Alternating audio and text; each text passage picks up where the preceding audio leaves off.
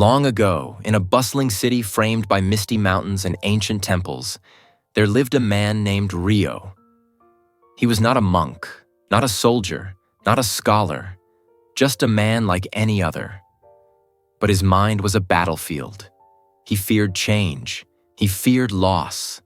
He feared the unknown paths life could take. Whenever the sky darkened, Rio would close his shop early, afraid of what the wind might bring.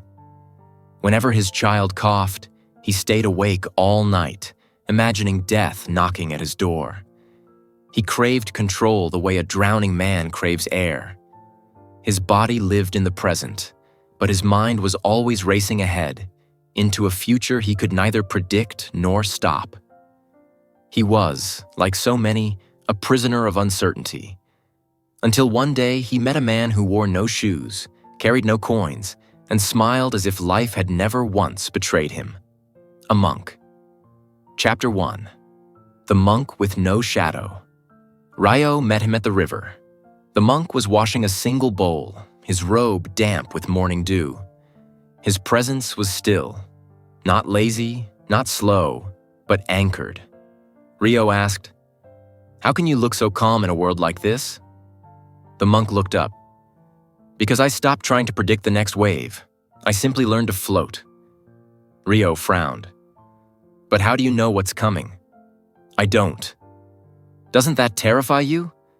The monk smiled. "At first it did, but now I know. It's not knowing that brings peace." He handed Rio a pebble. "Keep this, and when fear rises, hold it and remember. The river never tells you what it will do next, yet it always flows." Chapter 2. The Village of Control. Rio lived in a village that prized planning. Calendars were hung like talismans. Children were taught to strategize their futures before they even knew their dreams.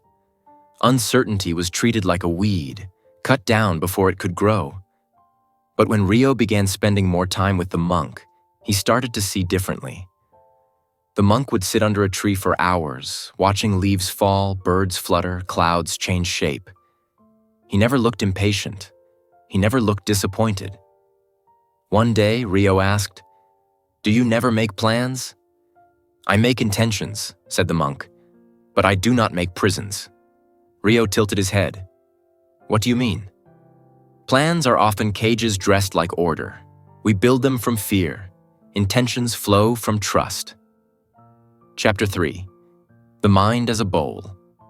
The monk took Rio to a cliff overlooking the sea.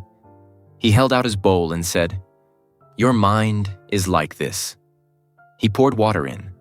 When you fill it with fear of the unknown, it overflows. He poured more. When you demand certainty, you spill your peace. Then he stopped. But when you empty your mind, he turned the bowl upside down. You create space for what is.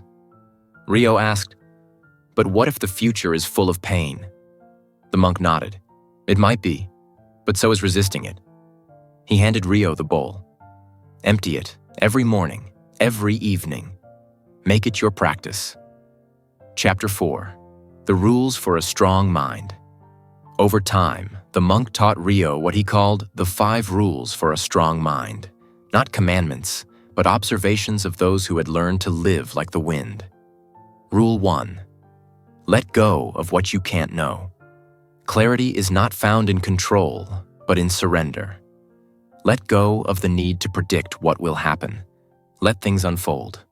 Rule 2. Fear is a thought, not a fact. Your mind may imagine disaster, but that does not make it truth. Learn to question every fear. Rule 3.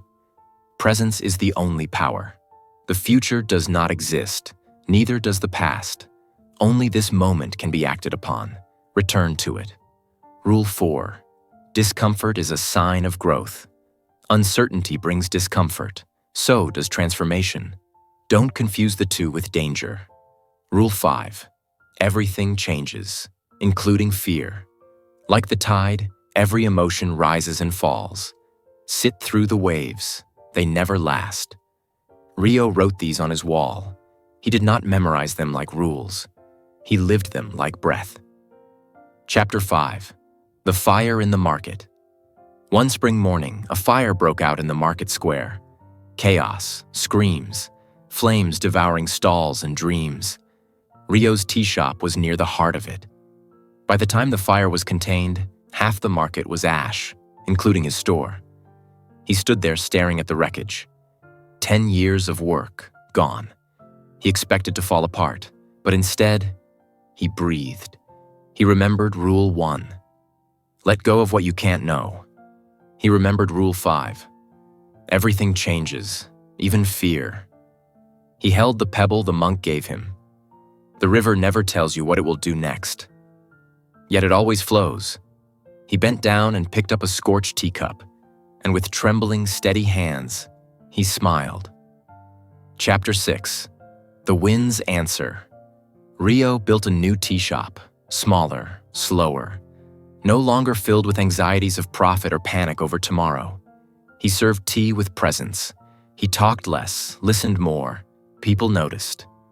Soon, villagers came not just for tea, but for peace. And when they asked him his secret, he'd tell them, I stopped asking the wind where it was going. I just learned to feel it on my face. Chapter 7. Years later, under the same tree. The monk grew old, his steps slower, his bowl more worn. One day, Rio sat with him beneath the same tree. I never thanked you, Rio said. For what? For teaching me how to live without knowing. The monk laughed.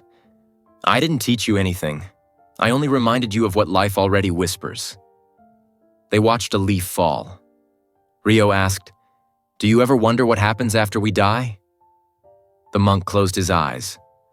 Of course, but I don't need to know. I only need to trust the next breath. And then he said softly, Uncertainty is not chaos. It is the space where wisdom grows. Epilogue.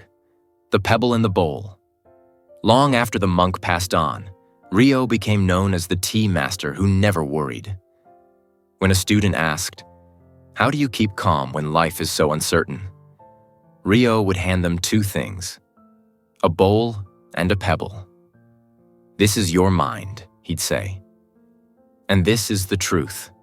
The river never tells you where it flows, but you can still float. And in that truth, people found freedom. Final wisdom. Embrace the unknown. Buddhist wisdom teaches us this. The mind craves control, the soul seeks peace, and the path to peace is surrender. When you embrace uncertainty, life becomes easier, not because it becomes predictable, but because you no longer need it to be. Let go. Be here. Trust the next breath. That is the way of a strong mind. That is the way of the bowl and the pebble.